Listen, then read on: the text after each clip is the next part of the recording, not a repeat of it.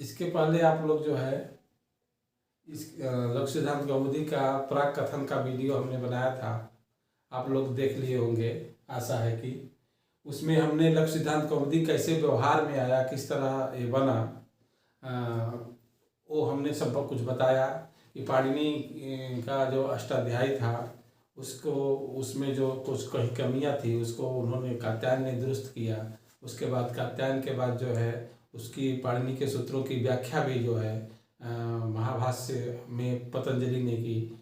फिर उसकी और व्याख्या जो है जयादित्य और वामन ने 7वीं शताब्दी में किया। उसके बाद भट्टो जी दीक्षित ने 16वीं शताब्दी में भट्टो जी दीक्षित ने सिद्धांत कौमुदी नामक ग्रंथ बनाया और फिर उनके ही शिष्य वरदराजाचार्य ने लघु सिद्धांत कौमुदी को बनाया। ये सारी चीज़ें हम विस्तार से जो है इसके पहले वाले कक्षा में बता चुके हैं। अब इस कक्षा में लघु सिद्धांत कौमुदी पर आते हैं। अब हम लोगों को लघु सिद्धांत कौमुदी पढ़ना है। तो लघु सिद्धांत कौमुदी का अर्थ भी हमने वहीं पर बताया था कि लघ्वी 400 सिद्धांत कौमुदी, लघु सिद्धांत कौमुदी मतलब सिद्धांतों की, सिद्धांत क्या होता है ये भी हमने बताया था। सिद्धांत माने जिसका अंत सिद्ध हो, निश्चित हो, उसको सिद्धांत कहते हैं। कौमुदी का मतलब प्रकाशिका, चंद्रिका, चंद्रमा की किरणों को कौमुदी कहते हैं, अथवा आप प्रकाशिका समझ सकते हैं। तो सिद्धांतों को प्रकाशित करने वाली, लघु माने छोटी, सिद्धांतों को प्रकाशित करने वाली जो छोटी, इस तरह से ये भाव लेकर के उन्होंने वरदराजाचार्य ने लघु सिद्धांत कौमुदी को, वरदराजाचार्य ने 3 ग्रंथ बनाए थे, मध्य सिद्धांत कौमुदी, लघु सिद्धांत कौमुदी और सार सिद्धांत कौमुदी। लेकिन हम लोगों को लघु सिद्धांत कौमुदी पढ़ना है क्योंकि प्रायः सभी विश्वविद्यालयों में, सभी परीक्षाओं में, जो भी जिस भी तरह की परीक्षाएं हैं, टेट की हो, चाहे पीजीटी हो, टीजीटी हो, नेट की हो, किसी भी तरह की परीक्षाओं में सिद्धांत, लघु सिद्धांत कौमुदी से प्रश्न आते ही आते हैं। इसलिए हमको इसी को पढ़ना है। और आप लोगों से एक बात और भी कहना चाहते हैं कि सफलता का कोई शॉर्टकट नहीं होता है। अगर कुछ शॉर्टकट तरीके से अगर सफल होना चाहते हैं तो वो सफलता उस तरह से नहीं प्राप्त होती है। सफलता के लिए हमको विस्तार से पढ़ना है। इसीलिए हम कोशिश कर रहे हैं कि जो आपको ऑब्जेक्टिव टाइप का न पढ़ा करके सब्जेक्टिव पढ़ाएं। हम विस्तार से ही पढ़ाना चाह रहे हैं। इसीलिए विस्तार से पढ़ने से ही हम सफल हो सकते हैं। इसीलिए सफलता के लिए विस्तार से ही पढ़ना है। इसीलिए हम लघु सिद्धांत कौमुदी को विस्तार से पढ़ाएंगे। और जैसा इस चैनल का नाम है सरल भाषा शिक्षण, तो हम अत्यंत सरल तरीके से आपको समझाने का प्रयास करेंगे। हम ऐसा प्रयास करेंगे कि अगला जो हमारे सामने पढ़ने के लिए बैठा है वो कुछ भी नहीं जानता, और जो कुछ नहीं जानता उसको भी हम पढ़ाने का प्रयास करेंगे। आप अगर ध्यान से मेरी बातों को सुनेंगे तो आशा है कि मेरी हर बात आपको लघु सिद्धांत कौमुदी आपको अवश्य समझ में आएगी, अक्षरशः सब कुछ समझ में आएगा। और यह आपको समझ में आ गया तो फिर आप संस्कृत जान सकते हैं, संस्कृत जान जाएंगे। तो सबसे पहले लघु सिद्धांत कौमुदी में वरदराजाचार्य ने, इसके जो लेखक हैं लघु सिद्धांत कौमुदी के, वरदराजाचार्य, सबसे पहले वरदराजाचार्य ने मंगलाचरण किया है। मंगलाचरण 3 प्रकार का होता है। हम उन सब चीज़ों पे भी नहीं जाएंगे क्योंकि मंगलाचरण का विषय जब आएगा तो बताया जाएगा। वरदराजाचार्य ने मंगलाचरण किया है। मंगलाचरण इसलिए किया है कि हमारे यहाँ ये नियम है, हमारे भारतीय परंपरा में नियम है कि कोई कार्य प्रारंभ करने के पहले अपने ईश्वर की, अपने ईश की वंदना करते हैं।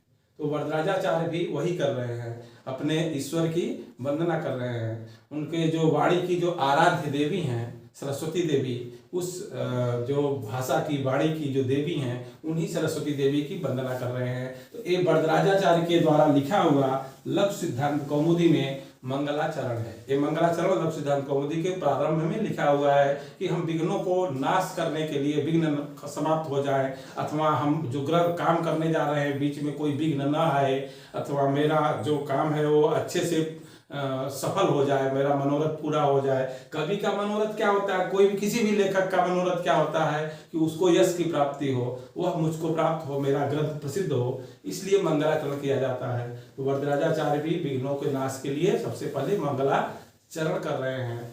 हम लोग उसी मंगलाचरण को देखेंगे। नत्वा सरस्वतीं देवीं शुद्धां गुणियां करोम्यहम्।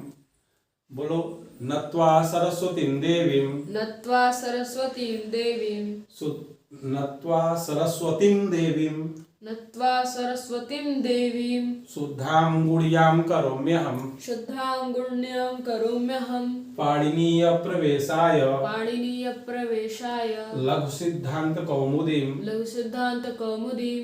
हाँ, वरदराजाचार्य ने अनुष्टुप छंद में यह मंगलाचरण किया हुआ है। वरदराजाचार्य कहते हैं कि अहम, यहाँ पर लिखा हुआ है अहम, यहाँ पर देखिए दो शब्द है, करोमि है और अहम है। करोमि है, अहम है। ये करोमि में जो ई है उसको यह हो गया है, यण संधि से होता है। यण संधि जब आगे आपको बताया जाएगा तो कैसे होता है सब बताया जाएगा, लेकिन आप ये समझिए केवल इतना कि यहाँ दो शब्द हैं, करोमि है और अहम है, दो पद हैं, करोमि अहम। एक चीज आपको लिख बताने के, सब कुछ पढ़ाने के पहले आपको एक चीज और बताना चाहते हैं कि यहाँ पर देवीं सरस्वतीं, यहाँ पर शुद्धाम, यहाँ पर जो म है ऊपर लिखा हुआ है, अहम में म अथवा कौमुदी में म नीचे लिखा हुआ है। ऐसा क्यों है, तो हम ये लिखने के आगे पढ़ाने के पहले हम सोच रहे हैं कि ये भी आपको बता दें। अगर आप संस्कृत नहीं जानते एकदम तो आपको ये पता नहीं होगा, इसलिए हम ये भी बता देना चाहते हैं कि अगर बाद में व्यंजन हो, बाद में अगर ये म जो आता है हलंत म जी, ये जैसे सरस्वती में लिखा हुआ है सरस्वती, तो ये जो म आया अंत में, अगर बाद में व्यंजन है तो ये म जो है ऊपर चला जाता है जी। व्यंजन होने पर म जो है ऊपर चला जाता है, इसीलिए यहाँ पर सरस्वती का म ऊपर चला गया, देवी में भी ऊपर चला गया क्योंकि बाद में व्यंजन है, यहाँ पर भी चला गया, यहाँ पर भी चला गया। करोम्यहम् में म ऊपर इसलिए नहीं गया कि वहां पर बाद में कुछ है नहीं जी। अगर व्यंजन बाद में रहेगा तभी ऊपर जाएगा, अगर स्वर बाद में रहेगा तो नहीं जाएगा। तो ये आपको ध्यान में रहे कि म ऊपर कब लिखते हैं, म नीचे कब लिखते हैं। तो जब व्यंजन बाद में रहेगा तो म ऊपर रहेगा, अगर व्यंजन बाद में नहीं है तो नीचे रहेगा। अगर स्वर बाद में रहे तो उस स्वर में मिल जाता है। कैसे, हम आपको ये भी बता दे रहे हैं, यहाँ पे क्लियर कर दे रहे हैं। जैसे फलम है और आने है, किसी ने कहा फलम आने, फल लाओ, तो यहाँ पे व्यंजन नहीं है, बाद में क्या है, स्वर है, स्वर है। तो म के बाद स्वर है तो म आ में मिल जाएगा तो माँ हो जाएगा। और इस तरह से मिला करके लिख सकते हैं फल माने जी। इस तरह से हम लोग फल माने लिख सकते हैं, अथवा फलम इच्छति तो फल मिच्छति, मिच्छति ऐसे लिख सकते हैं। अब आप, हमको लगता है समझ गए होंगे, समझ जी, हाँ? समझ गए। हाँ, कि म ऊपर क्यों लिखते हैं और नीचे क्यों लिखते हैं। अगर बाद में व्यंजन है तो म ऊपर रहेगा, अगर व्यंजन नहीं है तो म नीचे ही रहेगा। बस इतना ये संस्कृत पढ़ने के पहले, लक्ष्यांश कौमुदी पढ़ने के पहले इतना समझना चाहिए। अब ये जो म ऊपर है अनुस्वार हो गया है, वो अनुस्वार का मतलब आप लोग समझे होंगे क्यों अनुस्वार हो गया है। सब जगह शुद्ध धाम है, म है, लेकिन अनुस्वार हो गया क्योंकि बाद में व्यंजन है। फिर अर्थ पे आते हैं कि अहम, अहम माने होता है मैं, अहम माने मैं कौन, इस ग्रंथ को लिखने वाला। अच्छा, इस ग्रंथ को जिसने लिखा है, किसने लिखा है, वरदराजाचार्य। हाँ, लघु सिद्धांत कौमुदी को जिसने लिखा है तो वरदराजाचार्य ने लिखा है। तो मैं मतलब मैं वरदराजाचार्य, मैं वरदराजाचार्य शुद्धाम, शुद्ध गुणयाम, गुणों से युक्त, सरस्वतीं देवीं नत्वा, सरस्वती देवी को नमस्कार करके, मैं वरदराजाचार्य शुद्ध गुणों से युक्त सरस्वती देवी को नत्वा में नमस्कार करके, पाणिनीय प्रवेशाय, पाणिनी के ग्रंथ में प्रवेश के लिए लघु सिद्धांत कौमुदीम करोमि, लघु सिद्धांत कौमुदी की रचना करता हूँ। मतलब ऐसे भी समझ सकते हो कि मैं वरदराजाचार्य शुद्ध गुणों से युक्त सरस्वती देवी को नमस्कार करके लघु सिद्धांत कौमुदीम करोमि, लघु सिद्धांत कौमुदी की रचना करता हूँ। क्यों करता हूँ, लघु सिद्धांत कौमुदी की रचना क्यों करता हूँ, यह उन्होंने बताया पाणिनीय प्रवेशाय। क्यों करता हूं, तो पाणिनि के ग्रंथ में प्रवेश के लिए। देखिए सबसे पहले उन्होंने ये लघु सिद्धांत कौमुदी की रचना क्यों करता हूं, लघु सिद्धांत कौमुदी क्यों पढ़ें, उसका प्रयोजन भी लिखा बता दिया। हाँ, क्योंकि प्रयोजनम अनुद्देश्य मंदोपि न प्रवर्तते। अगर प्रयोजन न हो, मतलब न हो, तो मूर्ख साधारण बुद्धि वाला भी किसी काम में नहीं लगता। अगर बिना मतलब का कम बुद्धि वाला भी, अगर मतलब न हो तो कोई काम नहीं करता। हर व्यक्ति किसी न किसी मतलब से ही कोई न कोई हर काम करता है। हर व्यक्ति का कोई न कोई मतलब होता है। हम पढ़ा रहे हैं, हमारा भी मतलब है, पढ़ रहे हो उसका भी मतलब है, हर चीज का मतलब है। तो ये लघु सिद्धांत कौमुदी पढ़ने का मतलब क्या है, इसको पढ़ने से क्या होगा, किस लिए लघु सिद्धांत कौमुदी की रचना करता हूं, तो ये उन्होंने यहाँ पे प्रयोजन लिख दिया कि पाणिनीय प्रवेशाय। पाणिनीय माने होता है पाणिनेः इयम् अथवा पाणिनिना प्रोक्तम, पाणिनिना प्रोक्तम, पाणिनि के द्वारा कहा गया। पाणिनि ने जो कुछ कहा है, पाणिनि का जो ग्रंथ है, पाणिनि के द्वारा जो कहा गया ग्रंथ है, कौन सा ग्रंथ है, अष्टाध्यायी। अष्टाध्यायी, हाँ, पाणिनि के द्वारा कहा गया ग्रंथ जो अष्टाध्यायी है, उसमें प्रवेश के लिए, उसमें प्रवेश कर जाए, अष्टाध्यायी पढ़ने लायक हो जाए, उसलिए मैं लघु सिद्धांत कौमुदी की रचना करता हूँ। ये जो है इस मंगलाचरण में लिखा हुआ है। आपको एक चीज और ध्यान देना चाहिए कि ये कह रहे हैं वरदराजाचार्य कि लघु सिद्धांत कौमुदी पढ़ लेंगे तो ऐसा नहीं है कि आप व्याकरण शास्त्र के सबसे बड़े विद्वान हो जाएंगे, मूर्धन्य विद्वान हो जाएंगे मेरे लघु सिद्धांत कौमुदी को पढ़ करके। वो ये बता रहे हैं कि पाणिनि ये लघु सिद्धांत कौमुदी पढ़ लेंगे तो आप अष्टाध्यायी पढ़ने लायक हो जाएंगे। ये अंतिम ग्रंथ नहीं है लघु सिद्धांत कौमुदी, ये व्याकरण का ये प्रारंभिक ग्रंथ है, शुरुआत का ग्रंथ है। ये लघु सिद्धांत कौमुदी है, इससे बड़ी मध्य सिद्धांत कौमुदी है, सिद्धांत कौमुदी है, फिर महाभाष्य है, ये सब पढ़ना है आगे। तो एक बता रहे हैं कि लघु सिद्धांत कौमुदी प्रारंभिक ग्रंथ है, इसको पढ़ लेंगे तो हम पाणिनि के जो अष्टाध्यायी है उसमें आपका प्रवेश हो जाएगा, ये बता रहे हैं।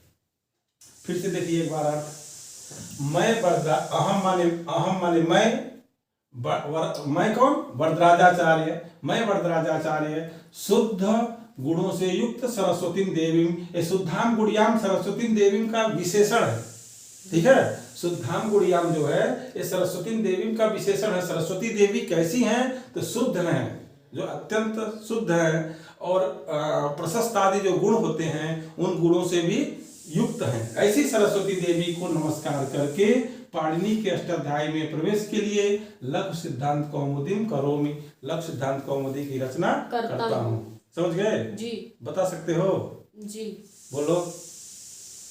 अहम अर्थात मैं, अर्थात मैं कौन, वरदराजाचार्य, सरस्वती देवी नत्वा, तो सरस्वती देवी को नमस्कार करके, शुद्ध गुणों से युक्त सरस्वती देवी को नमस्कार करके, जी, शुद्ध और प्रशस्त आदि गुणों से युक्त सरस्वती देवी को नमस्कार करके पाणिनीय प्रवेशाय, पाणिनि जो पाणिनीय है, पाणिनि के द्वारा जो बनाया गया है उस ग्रंथ में, अर्थात पाणिनि के द्वारा बनाया गया कौन सा ग्रंथ है, तो लघु सिद्धांत को अष्टाध्यायी ग्रंथ है। तो उसमें सरलता से प्रवेश के लिए लघु सिद्धांत कौमुदीम करोमि, लघु सिद्धांत कौमुदी नामक ग्रंथ को करता हूँ। ठीक है, लघु सिद्धांत कौमुदी नामक ग्रंथ की रचना करता हूँ। करने का मतलब यहाँ पे रचना करता हूँ, ठीक है। चलो आगे, ये वंदना हो गया, अब हम लोग आगे ऑन कर दो ना। हाँ, ये 14 सूत्र हो गया। ये इन 14 सूत्रों को आगे आपको इन 14 सूत्रों के विषय में ही बताया जाएगा, और यह आप समझ सकते हो कि ये पाणिनि व्याकरण की आधारशिला है। ये पाणिनि व्याकरण की आधारशिला है। मतलब इसी के ऊपर जो है इन 14 सूत्रों से, यही वो 14 सूत्र हैं जिनको पाणिनि को शंकर भगवान जब डमरू बजाए, तांडव नृत्य किए, डमरू बजाए, तो डमरू से 14 सूत्र निकले। तो ये इन्हीं के आधार पर उन्होंने अपने अष्टाध्यायी की रचना की है, उनके व्याकरण की आधारशिला है जी। इसी के आधार पर मतलब ये व्याकरण है जी। हमको आगे इनके विषय में ही पढ़ना है। सबसे पहले इनका उच्चारण करते हैं। ऐ उण, ऐ उड़, रील रिक, रील रिक, ए ओम, ए ओम, ऐ औच, ऐ औच, हाय अवरट, हाय अवरट, लड़, लड़, यमंगणनम, यमंगणनम, झभय, झभय, घटधस, घटधश, जब गडदस, जब गडदश, खफ छठथ, खफ छठथ, खफ छठथ, खफ छठथ, चटतव, चटतव, कपय, कपय, शशर, शशर, हल। हल। ये 14 सूत्रों में एक चीज कॉमन है जो सब में है। क्या कॉमन है? क्या क्या क्या कॉमन है? ऐसा एक चीज ऐसा जो 14 सूत्रों में, प्रत्येक सूत्र में है। उन सबों में वो जो शब्द के नीचे एक छोटा सा लाइन जो है, हाँ, ये जो हलंत है, 14 सूत्रों में सब में एक चीज कॉमन है, सब में हलंत है। अच्छा, हलंत है। हाँ, तो ये हलंत है। 14 सूत्रों के हर सूत्र का अंतिम अक्षर जो है वह हलंत है। अच्छा, ठीक है, एक कॉमन है, आपको ध्यान देना है कि इनके सभी में अंतिम अक्षर जो है हलंत है। हलंत है। एक इन 14 सूत्रों में यहाँ तक जो है ऐ उड़ से लेकर के और ऐ औच तक जो है सभी स्वर हैं। अच्छा, अंतिम अक्षर को छोड़ दिया जाए तो लगभग सब स्वर है। अंतिम अक्षर को छोड़ देंगे तो सभी स्वर है जी। उसके बाद व्यंजन है जी। ठीक है। तो इसमें 14 सूत्रों में कोई भी अक्षर ऐसा नहीं है जो दोबारा आया हो और हलंत ना हो जी। इन 14 सूत्रों में कोई भी अक्षर ऐसा नहीं जो दोबारा आया है वो आया है तो हलंत ना हो। अगर दोबारा आया है तो या तो हलंत होगा, अगर हलंत नहीं है तो इस तरह का केवल एक अक्षर है जी। जो दोबारा आया है, 2 बार आया है लेकिन वो हलंत नहीं है। ऐसा कौन सा अक्षर है? 2 बार आया है पर हलंत नहीं है। हाँ, ऐसा कौन सा अक्षर है? बता रहे हैं। चलो, ह जो है यहाँ पर भी है और यहाँ पर भी है। ह 2 बार आया है और दोनों में हलंत नहीं है जी। बाकी कोई अक्षर ऐसा नहीं है जो 2 बार आया हो और हलंत भी ना हो जी। जैसे ड़ है, 2 बार आया है, एक बार यहाँ आया है, फिर यहाँ आया है, फिर लड़ में आया है, लेकिन ये सब हलंत है जी। बिना हलंत का एक ही बार आया है जी। ठीक है, हर अक्षर एक ही बार आया है जो हलंत नहीं है। वो एक बार यहाँ आया है, एक बार यहाँ आया है, लेकिन वो जो है हलंत है। बिना हलंत का कोई अक्षर अगर 2 बार आया है तो वह ह है, केवल ह है। ह यहाँ पर भी आया है और यहाँ पर भी आया है जी। वह हलंत एक परीक्षाओं में भी पूछा जाता है कि कौन सा अक्षर 2 बार आया है। ऐसा क्यों हुआ कि 2 बार वही केवल आया? हाँ, ही क्यों 2 बार आया ये जानना चाहिए कि 2 बार क्यों आया और कोई अक्षर 2 बार नहीं आया। कि ये पहली बात तो ये जानो कि 14 सूत्रों का काम है प्रत्याहार बनाना जी। प्रत्याहार कैसे बनता है इस विषय में अभी आगे बताया जाएगा, लेकिन 2 प्रत्याहार हैं, एक सल प्रत्याहार है और एक अट प्रत्याहार है जी। ठीक है, दोनों प्रत्याहारों में ह आना जरूरी था। क्यों? यहाँ पर क्या कहते हैं, अट में अगर यहाँ पे ह नहीं होता तो अट प्रत्याहार में ह नहीं आता। ठीक है, अट प्रत्याहार में ह नहीं आता तो अयुण, ऋलृक, एवं, अयवज, हय अवरट यहाँ ह नहीं होता, केवल य अवरट होता। तो यहाँ पे अगर केवल ह यहाँ होता, यहाँ नहीं होता तो अट प्रत्याहार में नहीं आता।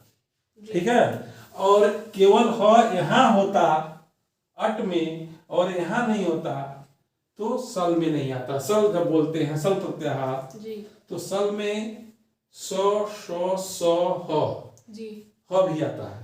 अगर यहाँ पे हो नहीं होता तो सल प्रत्याहार बनता नहीं, ठीक है। तो सल ये दोनों प्रत्याहारों में हो आ जाए, इसीलिए उनको 2 बार पढ़ा गया है, 2 बार कहा गया है। अब इसका कारण ये है कि कुछ ऐसे प्रयोग हैं, जैसे वो अगर इसमें हट अट में नहीं आएगा तो कुछ ऐसे प्रयोग हैं जो सिद्ध नहीं हो पाएंगे जी। तो इस विषय में आगे बताया जाएगा। अच्छा। अरहेण इत्यादि कुछ ऐसे प्रयोग हैं जो सिद्ध नहीं हो सकते, और अधुक्षत इत्यादि अड़सल में नहीं आएगा तो अधुक्षत इत्यादि सूत्र जो है सिद्ध नहीं हो सकते। तो हमको ये सब जानने से, इतना जानने से मतलब नहीं है, हमको इस समय यही जानना है कि ह जो है 2 बार आया जी। और उसका कारण यही है कि दोनों प्रत्याहारों में अट और सल दोनों में आने के लिए अट को ह को 2 बार पढ़ा गया जी। ठीक है। बाकी सब में एक चीज कॉमन है कि अंतिम अक्षर हलंत है जी। ठीक है। और ये यहाँ तक तक यहाँ तक जो है स्वर है, उसके बाद सभी व्यंजन हैं। आगे हम जो है इसके विषय में कुछ सब आगे इसी के विषय में पढ़ना है हमको, इसीलिए हम जो है इसके आगे चल रहे हैं, ठीक है। हमको इसके आगे इसी के विषय में पढ़ना है, तो इसको पहले मिटा करके बाकी जो अब जो पढ़ाया जाएगा इन्हीं 14 सूत्रों के विषय में ही पढ़ना है। इसीलिए उनके इनके वो जो आगे की लाइन है जो वरदराजाचार्य ने लिखा है हम उसी को पढ़ते हैं।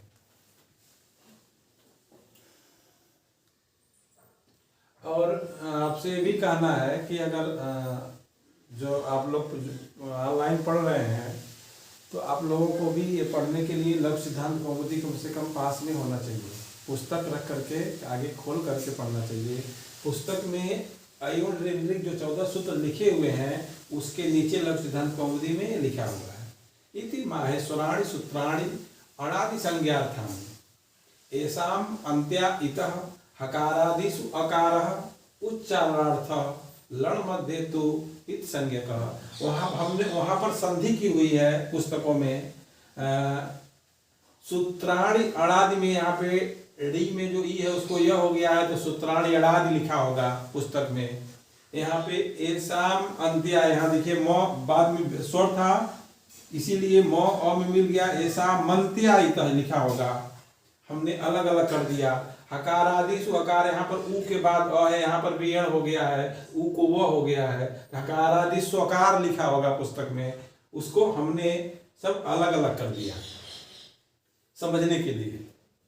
तो इसका अर्थ देखते हैं, ये 14 सूत्र लिखे हुए हैं जहां पर उसके तुरंत नीचे वरदराजाचार्य ने ये लिखा हुआ है ये लाइन।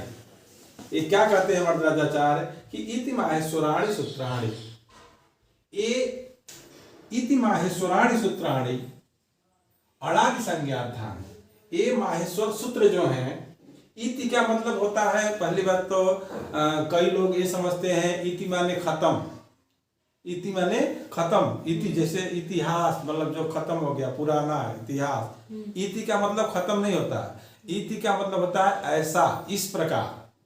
जैसे आप लिखते हो इतिहास,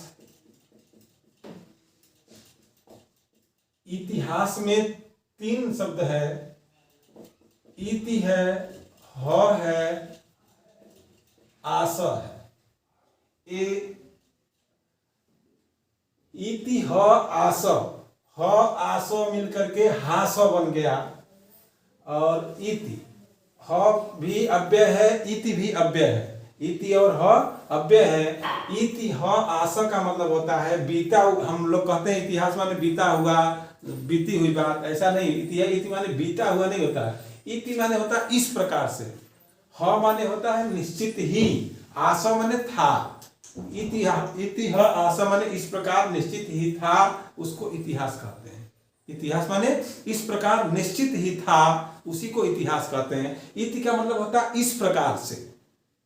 ये हम इसका इतिहास बताने का मतलब हमारा सेंस ये है कि इतिहास माने इति माने इस प्रकार।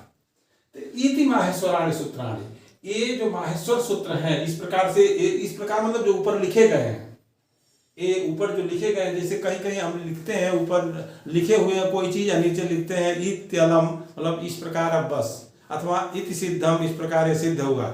इति का मतलब इस प्रकार से है। इति माहेश्वराणि सूत्राणि, ये जो माहेश्वर सूत्र हैं, ये माहेश्वर सूत्र 14 सूत्र हैं, इनको पहली बात तो ये लाइन पढ़ने से हमको ये पता चल गया कि ये माहेश्वर सूत्र है। ये माहेश्वर सूत्र है, मतलब इन 14 सूत्रों का नामकरण तुरंत उन्होंने कर दिया, ये माहेश्वर सूत्र है। मतलब माहेश्वर का मतलब महेश्वरात् आगतानि, माहेश्वराणि, महेश्वर से जो प्राप्त हुए हैं अथवा महेश्वर की कृपा से जो प्राप्त हुए हैं उनको माहेश्वर कहते हैं। तो ये माहेश्वर सूत्र, अब आप ये समझ सकते हैं कि इन 14 सूत्रों का नाम जो है, नाम हो गया माहेश्वर सूत्र। एक तो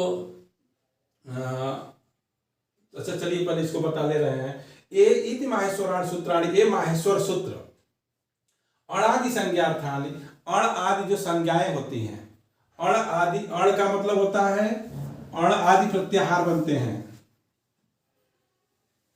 अण अभी लिखा था हमने, अट, सल, अच, अच, ये सब प्रत्याहार है।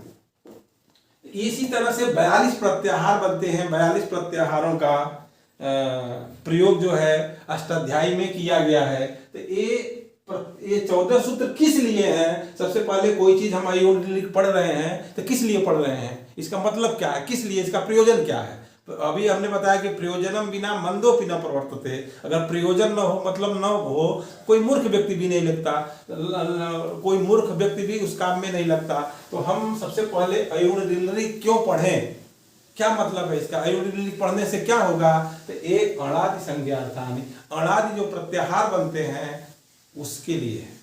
आप लोग सब लोग जानते हैं कि हर जगह हर परीक्षाओं में प्रत्याहार पूछा जाता है। तो वो प्रत्याहार के लिए ही नहीं है, प्रत्याहार से बहुत कुछ हमको लक्ष्य सिद्धांत कौमुदी तभी आएगी जब हमको प्रत्याहार आएगा। हर जगह प्रत्याहार का प्रयोग है। जैसे आप सूत्र पढ़ते हैं इको यणचि, एक सूत्र है इको यणचि, तो इको यणचि में इक यण अचि तीनों प्रत्याहार, इक है, यण है, अच है, तीनों प्रत्याहार है। तो प्रत्याहार जब इको यणच का अर्थ तभी जानेंगे जब हम प्रत्याहार को जानेंगे, ठीक है। इसलिए प्रत्याहारों को सिद्धि के लिए ही, प्रत्याहारों के लिए ही ये माहेश्वर सूत्र लिखे गए हैं।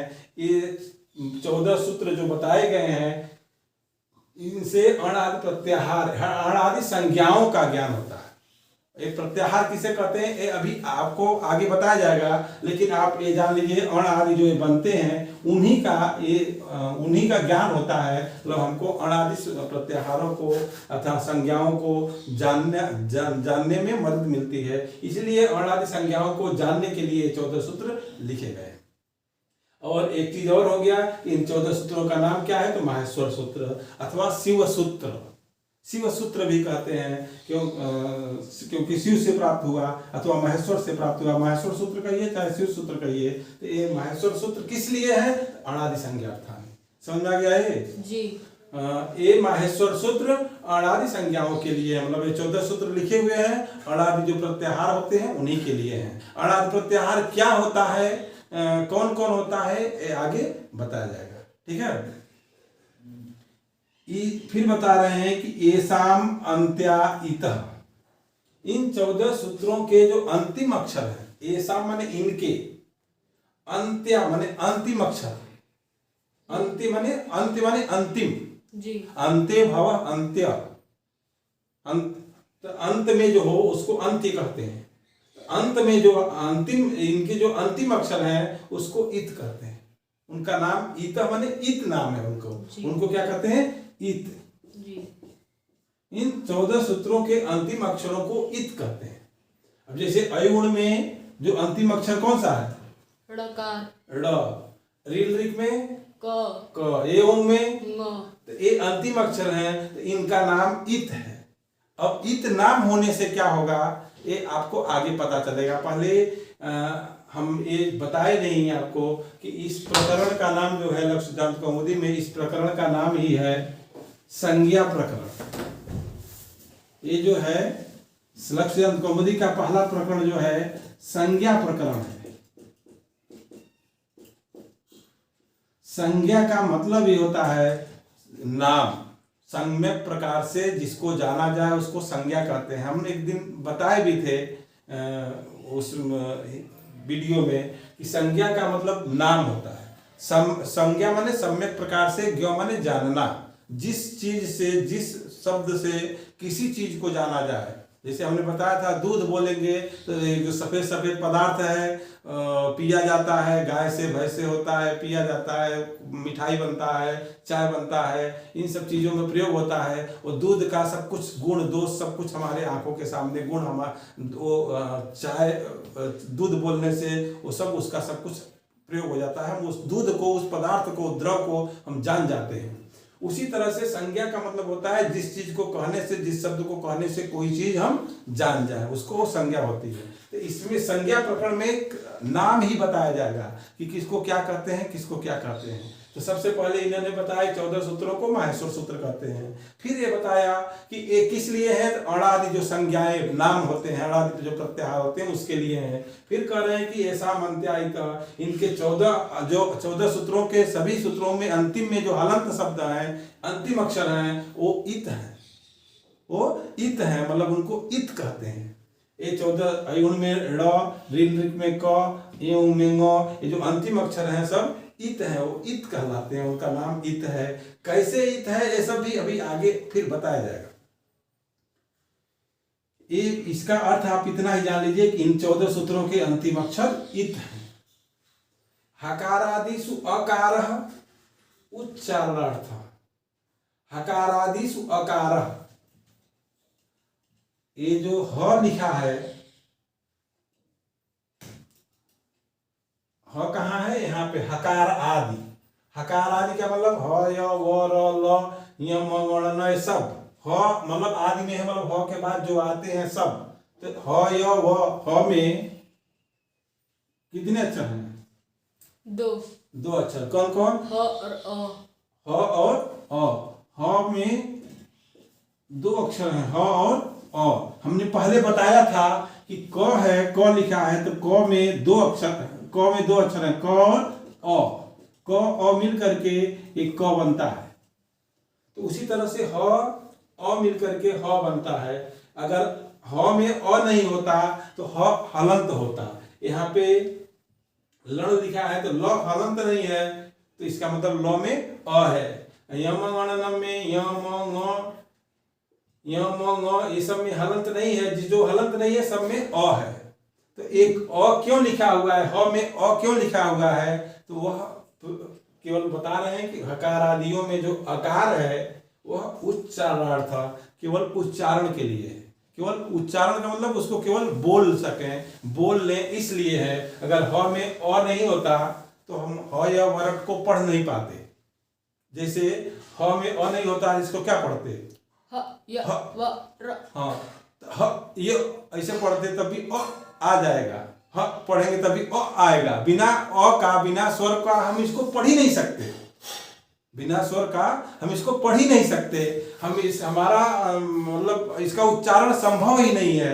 आप जानते हैं, हमने पहले ही एक दिन बताया कि बिना स्वर का व्यंजन का उच्चारण संभव ही नहीं है। तो क्यों केवल अ स्वर ही दिए? क्यों ई, उ, री, इल, री, ए, ओ? अ पहला स्वर है, अ पहला स्वर है, इसीलिए हम जैसे बोलते हैं, अगर हमको किसी व्यंजन को बोलना है तो हम अ की सहायता से बोलते हैं, क। ठीक है, तो पहला स्वर है, पहले स्वर को ही लगा करके। क्यों क ही बोल सकते हैं? नहीं, की भी बोल सकते हैं, की भी बोल सकते हैं। तो उसमें वर्ड में फिर ई लगाएंगे तो ही, ये, वी, हाँ, ऐसे हो जाएगा। हाँ, तो थोड़ा जटिल हो जाएगा। तो ह में अ लगा करके बोलने की परंपरा है, पहला अक्षर है, इसीलिए अ ही सब में लगा हुआ है। ठीक है, उससे समझ जाओ कि आगे के भी शब्द इसी तरह से बोले हाँ, इसी तरह से बोले जाएंगे।